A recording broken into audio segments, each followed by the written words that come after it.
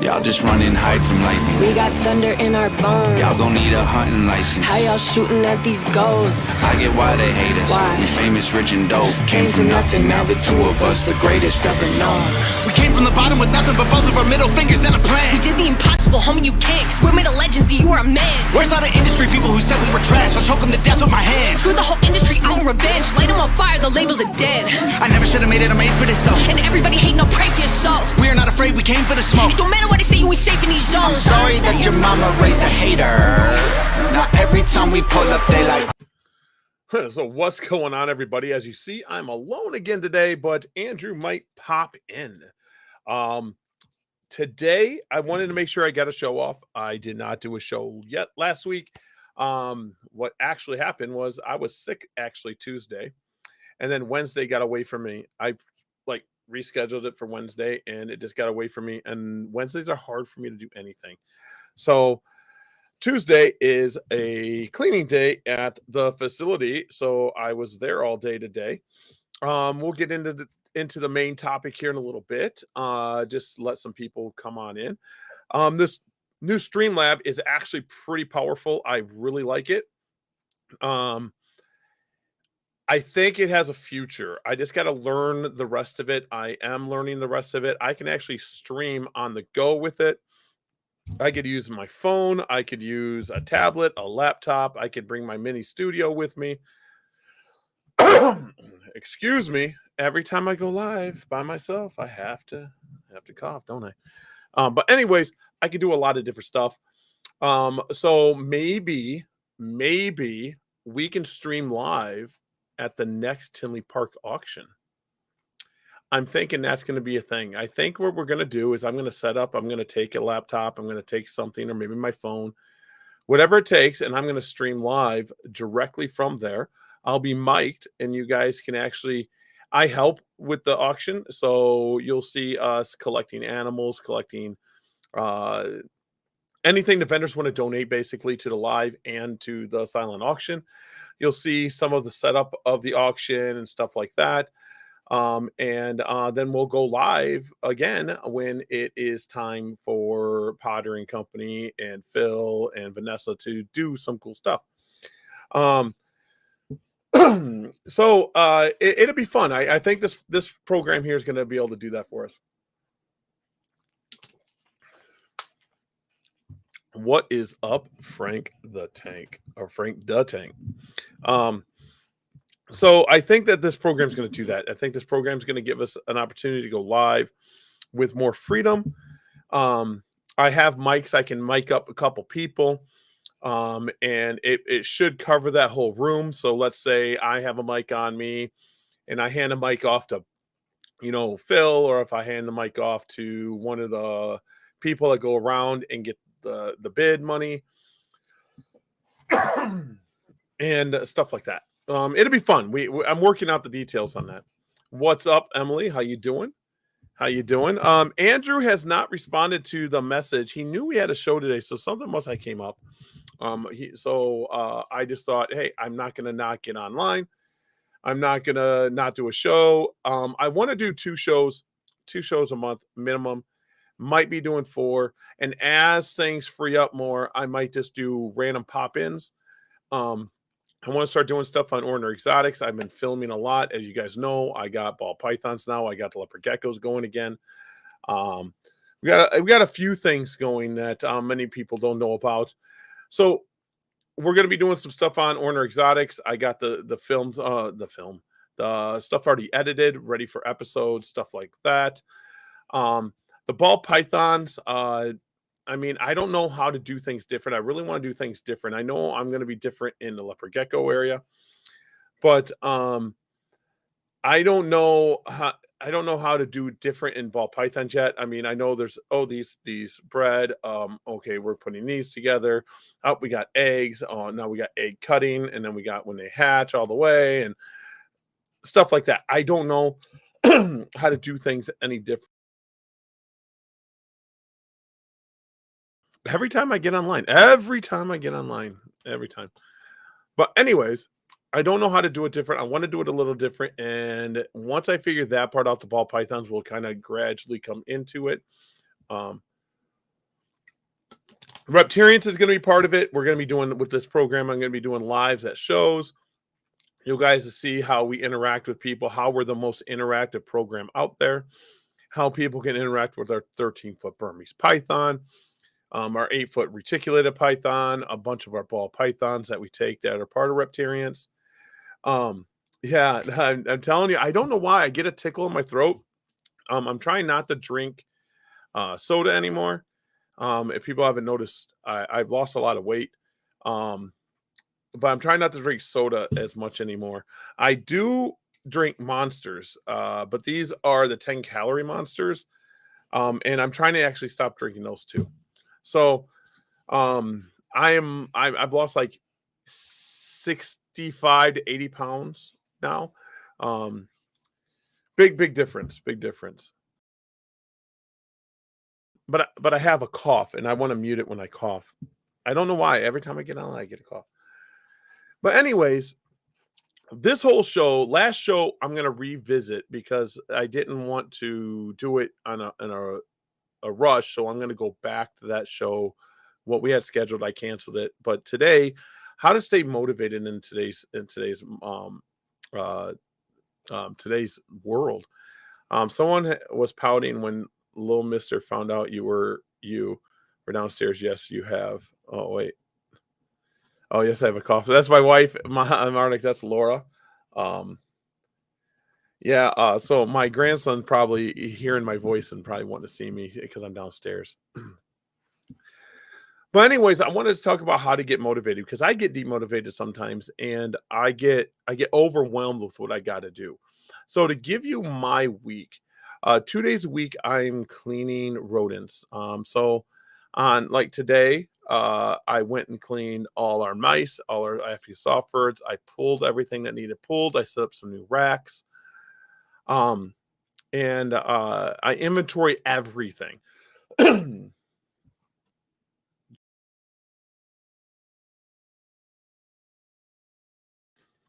So I inventory everything. I inventory every single pinky, every single fuzzy. So I know that this is not going to be something sustainable when we have employees to do it this way. But at this time, we're larger. But since I touch everything, I can do it. And I use scan it. How do I do it? I don't have one here. But I got little scanners like Pinky Mice has a little QR code, and I scan the QR code and put how many's in that tub. That's all I do. It doesn't take very much time. Laura actually, hey, what's up, Uncle Mike? How you doing today? How you doing? And yes, Papa, I love it. When I click this, I show on stream. I actually can show this on stream now. So I don't know exactly how to make that bigger, but we'll figure that out. But so when we go there, Laura's usually helping me. When I pull a tub and I I put the new tub in. So we rotate a tub. We put a new clean tub in, and I move the breeder mice or rats over. And then that's when I count the babies. And if the babies need pulled, if they're weaned, I count them and put them in a pool tub. And if not, I count them and I count which ones. So if there's 10 pinkies, I put 10 pinkies. If there's 15 fuzzies, I put 15 fuzzies. And then while I'm doing that, Laura's cleaning the tubs and setting up for the next round. So we'll do 6 to 10 tubs, and we'll get them all set up at one time. So I'm just pulling clean tubs. I'm giving her a dirty one. She scrapes. It seems to go the quickest. But I inventory everything. So every Tuesday and Thursday, it's really hard to get a hold of me because that's what we're doing most of the day. And then on Wednesday, usually a big family day. I have a lot of stuff. Everything's scheduled for the families on Wednesday. So we get that done. And if I have any time, I get to our animals here. And not on Tuesdays and Thursdays, I'm taking care of animals at the facility. Then on Fridays and Mondays, our animals here. We take care of the animals here. And then on Saturday and Sunday, we usually leave open because if we don't have any expos or birthday parties or anything like that, that's usually when they get scheduled. We could take that time for ourselves. And in all that, I do eBay. In the midst of all that, I do eBay. So to sit down and actually do podcasting is actually very hard for me some weeks. But I want to do it. I like doing it. This is my getaway. This is like me shutting down a little bit and having fun. So me getting demotivized, is that a word? Demotivized? Motivation? I don't know. It doesn't. I don't know. But not to be motivated. I get that where I'm like, oh, I gotta water the animals, or I gotta do this, or I gotta inventory the pinkies today. I mean, I have to inventory and I just want to clean and get done. The easiest way to get through stuff is building habits. So if they say if you do something for 2 weeks straight, you built a habit. But if you're only cleaning once a week, it's not a habit if you do it for two weeks. Is you don't build a habit. So sometimes you got to force your way through it. And I got this little, like, I don't even know what it is. Is that a moth or a butterfly from upstairs? Caught it. There we go. The kids got butterflies. They breed upstairs. But anyways, I don't think it was that, guys. I don't think so. But anyways, so there's times I come home, like today. I came home and I had to take care of ball pythons, but I already been working all day. I got up there in the morning. I got home around 4 or 5 o'clock. I forget when I got home. And of course, the kids want to see me and all that other stuff. And I want to spend time with them. And I have to turn around and I got to go take care of animals. Yeah, Laura's laughing at me. And sometimes it's just so much. What I find that helps me the most is actually spending a little time with the animals and looking at the animals and watching their reactions. Like, we have, sailfin dragons from a friend of mine I'm taking care of, and they're fun to watch. We're feeding them up a little bit and stuff like that. And the ball pythons, actually looking them over and learning the different morphs of ball pythons. And I mean, I know the morphs, I know yellow belly, and I know cypress and all this, but I'm going to pull them animals, and I'm going to look at the characteristics and make something a goal of it, and look at the characteristics of that morph, and learn what it does with this combo and this combo and this combo for what I have in my collection. So try not to make it work every day. Not all animals are built the same. So like dealing with our monitors is fun because they're interactive. The monitors actually seem to enjoy interacting with us, except for our two little Savannah monitors that Laura's taking care of. They seem not to want to interact with me a lot. But like our mangrove monitor and our sulfur water monitor and what else do we got? Or our tegus and stuff like that. They seem to like to interact with me. So today, when I was doing our mice, our big tegus are at our facility. I got tilt out and I got balance out, and I was working with them a little bit in between cleaning mice and stuff like that. And some people are gonna be like, "Didn't they attack you?" And they don't. They know the difference between food and my hand, and it's fun. It's fun. So you got to find them little things that you love to do and not just make it work. When you make it just work, it becomes, not fun for you anymore. I'm in a group chat, a really cool group chat at that. I don't know everyone in it, but my buddy Dave said, "Hey, you got to check out this chat." And I put me in this chat. And the reason I asked to go in that chat was I got tired of Facebook groups of just, can you ID my morph? Can you ID this ball python? I like talking deeper in genetics and what things can do, and learning more about the genetics other than just ID the snake for me. Because a morph doesn't identify a snake, in my opinion. Just because it's a yellow belly, doesn't make it not as valuable as sunset. It doesn't make it worse because it's a throwaway morph. But anyways, that's why I got into that chat. And that chat is actually something that's motivated me a little bit, and it got me talking to more people about certain things and talking about sales. And I know this is going to go into another show that we're going to be talking about, but the sales, we were talking today just about sales at Reptile Expos, and how I said, it's not the job of the Reptile Expo promoter to sell your animals. So someone said, "Hey, guess what? I've seen where people don't sell anything." Well, that happens.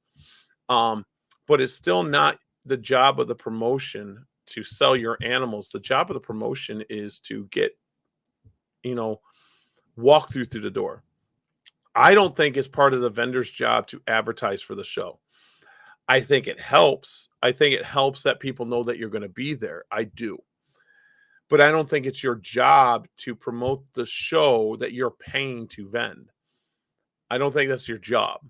I know there's a little fine line in there. But someone says that, takes the motivation out of going to shows when they know they're not going to sell anything.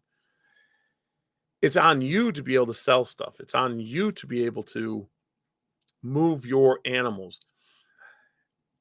Let's just be honest. Every single soul has ball pythons. There's going to be ball pythons at every single show. There's going to be leopard geckos. There's going to be crested geckos. There's going to be corn snakes now. So to get upset, say you're not going to sell something because so-and-so has ball pythons also, or so-and-so's got corn snakes, you're not motivated. You don't have motivation. I'm really messing up with English today. But it's not that you're not motivated. It's that you're truly lazy. And the reason I say that is because you got to interact with people. You cannot just throw an animal on the table and hope and pray that its morph, and its sex will sell it for the price that you put on it. If you do that, you might as well just put your animals in a vending machine and hope and pray they sell. So to give you an example, Uncle Mike breeds sulfur water monitors, okay, and other species of snakes and other species of monitors. And the reason he's one of the top breeders in the world, in my opinion and many other people's opinions, is he takes the time to talk to the people about the species that he produces and other species at that. He takes the time to talk to people and interact with people and explain to people what these animals are. So he's not just putting his monitors out there and sitting behind his table going, if they sell, they sell. He's a very motivated person. And he's not even really trying to sell his animals. He just enjoys doing what he does, and his animals sell because he enjoys it so much. I'll let you guys know the best monitor I have in my collection is from Uncle Mike. Bottom line.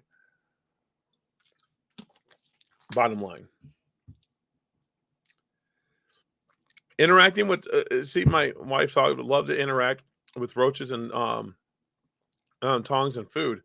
100%.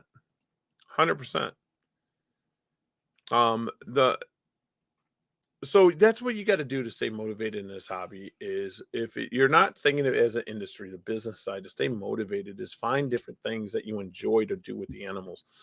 If you put the animals in a box, they're just there to be there when I want them to be there or be there to produce eggs, it's not going to be fun. You're going to lose that passion that you have. Yeah, everyone's probably gone through this. They've gone through a little down spell that there's no expos to go to.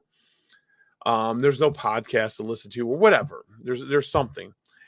And they're just like, but they go to that expo. When you come back from the expo, like Tinley or an expo that you go to, you're pumped. You want to get in with your animals. You want to change their caging. You want to do so much with your animals, and then you find it this fading off after a while.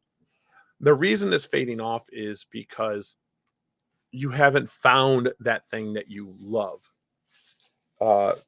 You might have got ball pythons because everyone else got ball pythons, or that's what you're told to start with, or you got leopard geckos because that's what people said to start with, and that wasn't what you really wanted to do, so you lose that passion. You need to be re-hooked into it every so often. I mean,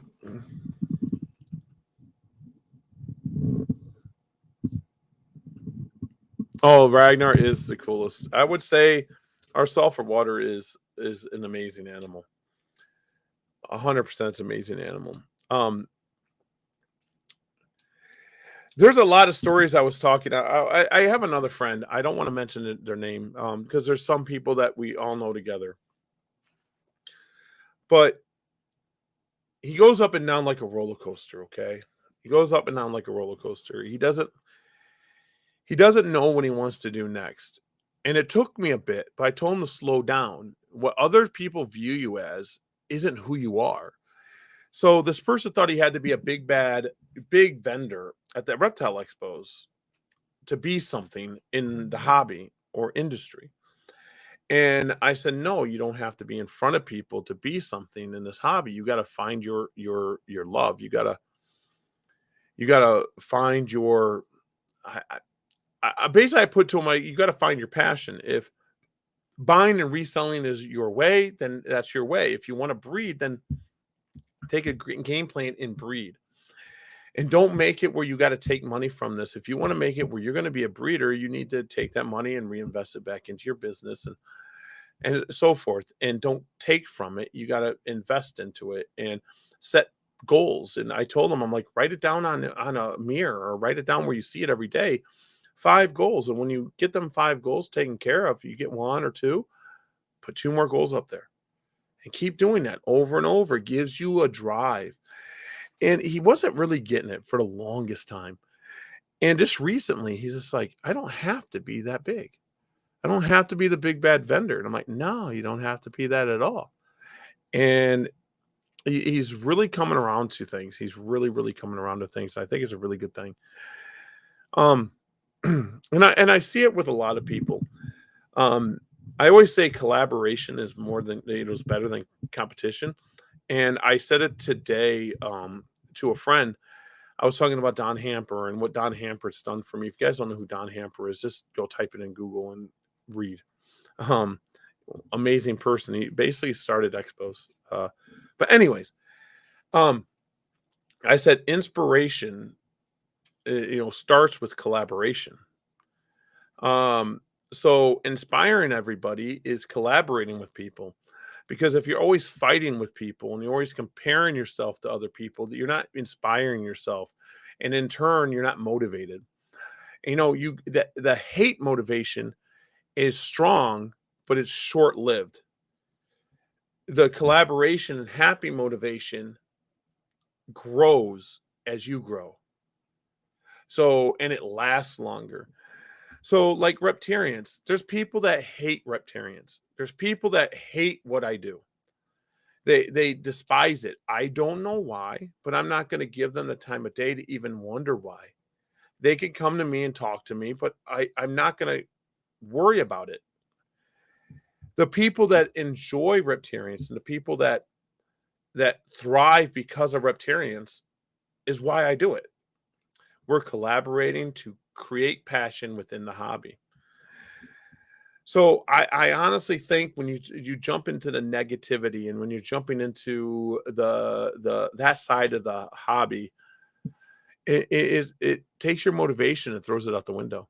It takes that motivation that you think you have, and it's very short-lived because you're motivated to beat somebody instead of motivated to make something better. You're not motivated to make the hobby better or make your collection better. You're motivated to beat somebody. And when you're motivated to beat somebody, whatever that is, if that person beats you, whatever that is, it takes your motivation and drops it. So, I guess the race to the first in the worlds is not that big a deal. Breed what you like and go with it. Breed what you like and go with it.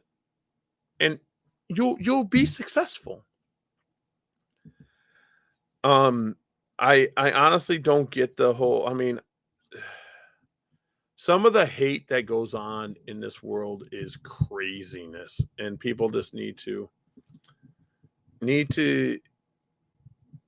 chill out a little bit and find their passion, and that's how you stay motivated in this hobby. I'm taking a sticker off my microphone stand. See, my microphone stand has a sticker on it. But guys, I do want to tell you guys, I appreciate you guys tuning in and everyone coming in. I do have some plans for Fauna Radio. This new program is awesome. We went away for a little bit, then StreamYard jacked up their prices, if you guys didn't know about that. Everything comes out of my pocket, which should come out of my pocket. But I do have some stuff planned for 2025, and we can get into it right now, couldn't we? We can get into it right now. Yeah, we could. We could get into it right now. But reptilians is going to play a big part in this. 2025, I am pushing for my zoo or our zoo, my wife and my kids and my zoo.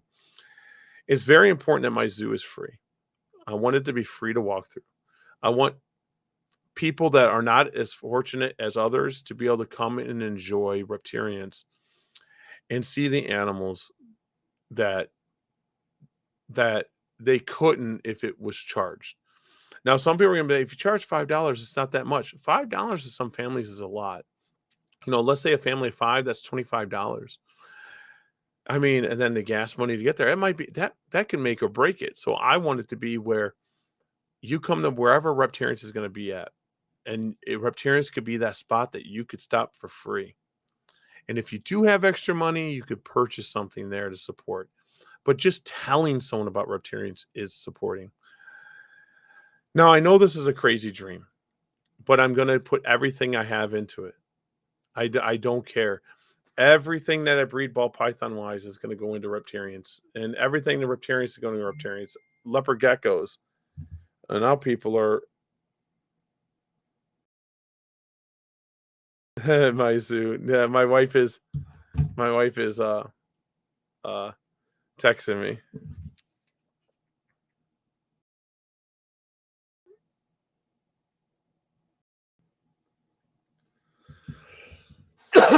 But I mean, reptilians is a big thing to me.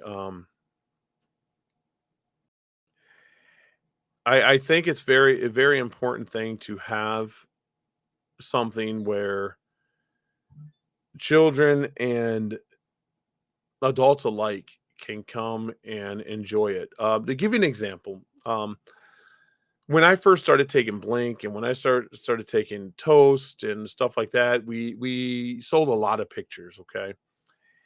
And the picture money went back into the business, as you guys seen, it grew, but now everyone's kind of seen Toast and everyone's kind of seen Blink, and pictures just aren't a thing anymore for them, except for the new people. But the new people coming in might be 25 people, 20 people. And I'm not complaining at all. So most of the days at expos, we're just sitting there hanging out and letting people interact with our animals, letting people just sit and talk. And that's my goal, is to get to a spot where the money is there, where it doesn't matter anymore. So we have a few different things in mind to be able to do. Like, of course, reptilians birthday parties is going to always be a thing, and city events and stuff like that. But that's a big thing for 2025 is reptilians. Reptilians is a big thing. Orner exotics is we're pushing pretty hard for the ball pythons and leopard geckos. But that's there. I could do that. That's something that isn't a goal. It's already there. So YouTube is going to be a target for me. Orner exotics, you're going to start seeing my daughter Jillian, my wife Laura, my grandchildren Mara and Xander. We're going to be doing this as a family and pushing Orner exotics that way on YouTube.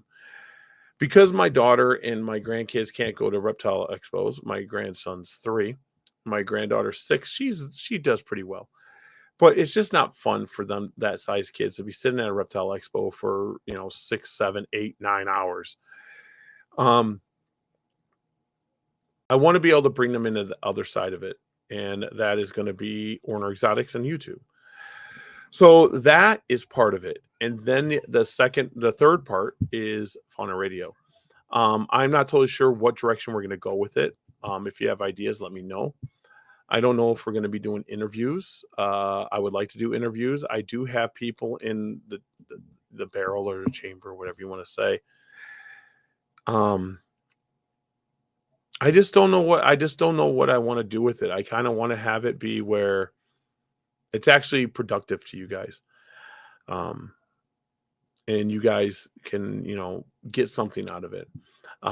If we continue doing this stuff, I want to do prizes, and Just have fun. Maybe we'll get a sponsor of a Reptile, Fauna Radio show, and we'll give away a cage, or a first choice feeders. We might give away a feeder pack or something. I don't know. Or Orner Exotics gives away a snake or a gecko. But I don't really like giving away snakes and geckos. Maybe a gift card. And then we can talk about where to be. Because I don't want to get like an albino ball python, but you really don't want an albino ball python, but you want an albino ball python. That kind of crap. So I'm hoping that we can get something on there. My goal in 2025 is to have it where I can do the stuff freely, and I have more time to actually give to stuff like this and Reptarians. That's what I'm hoping. I do know what it's going to cost me to do Reptarians. I do know that already. But we'll see. We'll see. Fauna Radio, though, is going to be a fun thing. Next week, what are we doing next week? Oh, collaboration over competition. That one, I actually have a thing right now for that one. How to motivate yourself. I was thinking of topics. Sorry, but motivation. You got to find that thing that just keeps you in. It keeps you going. That like if you don't like feeding, get through that and do something that you do like with the animals. If you're a data person, keep the data. If you like taking pictures, make sure you take pictures of them animals and interact with them animals and take them out, and don't make them just something in a box to be there when you remember that they're there. That's a big thing. I do want to talk about something that I have going on the side. There's like 10, 15 people that know. I will tell you a little bit. If you guys do know what Fauna Classifieds is, they have the Board of Inquiry, or the BOI. We have something that's going to be very, very similar without the ads. I think it's something that's needed, and it's better than Facebook. It's searchable, and I think it's going to be something good. But we got about 10 people working on it. I think it's 10 people working on it. So anyway, guys, this show is going to be a short one anyway. I always do better when I have someone to bounce stuff off of and we talk and get through stuff and all that good stuff. I do have some gravid ball pythons. We got that going for us. Geckos, of course, as always. Thursday, I'm going to go clean rats. Wish us luck on that. I'm hoping it's a record-breaking pool. This one, oh, please be a record-breaking pool. It'd be amazing. But guys, I do appreciate you guys. I really, really do. I'm just going to go ahead and get off here. It is a 33-minute podcast. It doesn't matter how long it is. I can't go 2 hours by myself, guys. I can't do it. I can't. But I appreciate you guys. I will check you guys later. So independent, so they get the message. I've been spitting facts, I'm not a fiction fan. I am the truth, I am the GOAT, I am the proof. You can reach every one of your goals. You can be too drunk, way too high, but it's never too late to have hope. I am the one, I'm gonna preach. You can reach every one of your dreams. You can be up against the whole entire world, and you can beat them if you just believe. They've been saying I'm Illuminati and I'm going to hell. They're desperately searching for any excuse to explain why I've done what they can't do themselves. The only way they can make sense of my famous claim I worship Satan and labels of health. I don't have an advantage, it's natural talent, your ego is down.